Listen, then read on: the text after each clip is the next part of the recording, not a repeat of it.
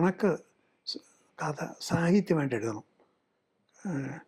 കാരണം അതിനത് നല്ല കഥയായിട്ട് എഴുതണമെന്ന് പറഞ്ഞിട്ട് അന്ന് പരിഷത്തിൽ ഏറ്റവും കൂടുതൽ കണക്കെഴുതുന്നത് കൊച്ചുനാരായണനാണ്.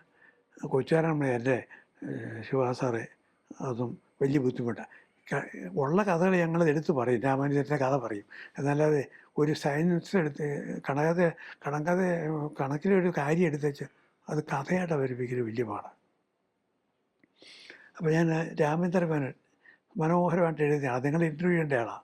പിന്നെ പുള്ളി ഹ്യൂമറസ് ആയിട്ട് അന്ന് എഴുതിക്കൊണ്ടിരുന്ന രാമേന്ദ്ര മേനോനെ വിളിച്ചു.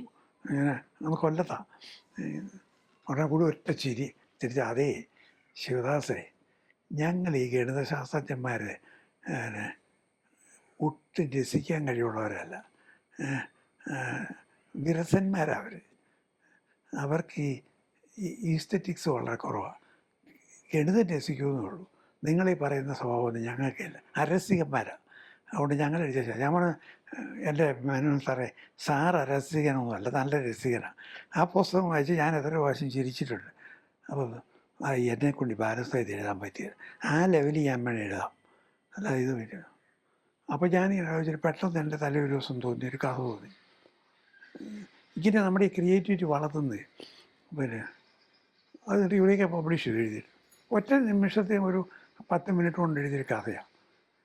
ഇപ്പോഴും ഞാൻ ആ കഥ വർക്ക്ഷോപ്പിനെ കൊണ്ട് അവതരിപ്പിച്ചുകൊണ്ടോ ഇലക്ട്രിക് എഫക്റ്റാണ്. ഒരിടത്തൊരിടത്തൊരു പൂജ്യമുണ്ടായിരുന്നു. അവനെപ്പോഴും ഉരുണ്ട് കളിച്ച് നടന്നിരുന്നു. ചെറുപ്പം ജനിച്ചപ്പോൾ മുതലൊരു വട്ടത്തിലായിരുന്നാൽ അവന് ഉരുണ്ട് കളിക്കാൻ എളുപ്പമായിരുന്നു. ഒരു പടവും കൊടുത്തിട്ടുണ്ട്. ഒരു ദിവസം അവൻ വഴിയിലൂടെ ഇങ്ങനെ ഉരുണ്ട് കളിച്ചിരുന്നപ്പോൾ അവനെ ഒന്ന് കണ്ടു. അവനെ കണ്ട് കളിയാക്കി ചിരിച്ചു.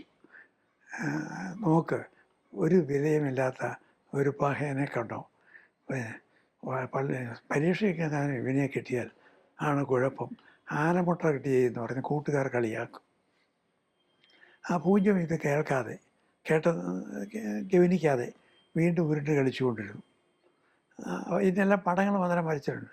ഉരുണ്ട് കളിച്ച് അവൻ ഒന്നിനോട് ചേർന്ന് പോയി നിന്നു. ഒന്നിന് വല്ലാതെ ദേഷ്യം വന്നു. അവൻ പൂജ്യത്തെ തള്ളി മാറ്റി. ഒരു വിലയുമില്ലാത്ത, എനിക്കിതിനെ ഒട്ടും ഇഷ്ടമല്ല. പൂജ്യം വീണ്ടും ഉരുണ്ട് കളിച്ചുകൊണ്ടിരുന്നു. ഉരുണ്ട് അവൻ പെട്ടെന്ന് ഒന്നിനോട് വീണ്ടും ചേർന്ന് നിന്നു. പിന്നത്തെ ചാപ്റ്ററിൽ ഒന്ന് ഞെട്ടി, അയ്യോ എനിക്കെന്ത് പറ്റി, ഞാനല്ലാതായോ? പൂജ്യം അപ്പോൾ അവനോട് ഒന്നുകൂടി ചേർന്ന് നിന്നു.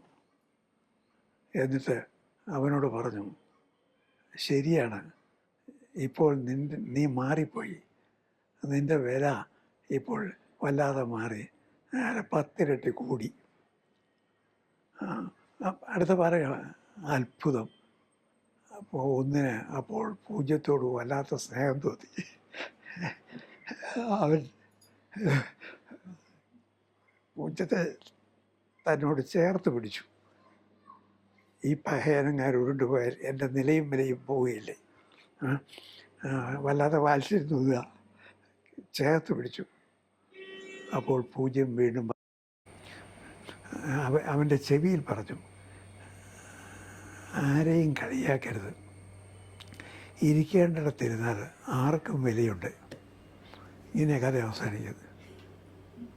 ഈ കഥ പിന്നീട് ഞാൻ ബോംബെയിലെ ഡോക്ടർ ജയരാമൻ എൻ്റെ ഒരു ഓൾ ഇന്ത്യ വർക്ക്ഷോപ്പിൽ കൊണ്ട് ഇംഗ്ലീഷിൽ അവതരിപ്പിച്ചിട്ട് അവർ സ്പെൽ ബൗണ്ടായിപ്പോയി.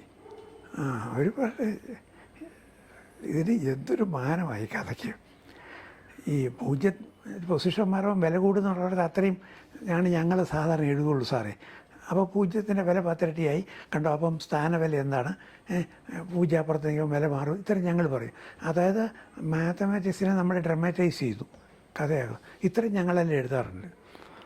പക്ഷേ അപ്പോൾ പൂജ്യത്തിന് അവനോട് ഒന്നിനവനോട് വല്ലാത്ത സ്നേഹം തോന്നി, അവനെ ചേർത്ത് പിടിച്ചു എന്ന് പറയുന്നത് ഇപ്പോൾ സോഷ്യൽ സയൻസാണ് വരുന്നത്, ലിറ്ററേച്ചറാണ് വരുന്നത്. അപ്പം അത്ര നേരം വെറുപ്പുണ്ടാകുന്നവനെ സ്നേഹിക്കുന്നു. എന്നുള്ള ഭാവം വരുന്നു. അവസാനത്തെ സാറേ പിന്നെ ആരെയും കളിയാക്കരുത്, ഇരിക്കേണ്ടത് വരുന്നിടത്ത് വലിയ സോഷ്യൽ സയൻസ്, വലിയ ഫിലോസഫിയാണ് വരുന്നത്. അപ്പോൾ ഒരുതരം സ്ഥാനവില എന്നുള്ളൊരു ആശയം എടുത്തിട്ട് അതിൻ്റെ അകത്ത് സാഹിത്യവും ഫിലോസഫിയും ചേർക്കാൻ പറ്റുമെന്ന് ഇപ്പോഴാണ് മനസ്സിലായിരുന്നു.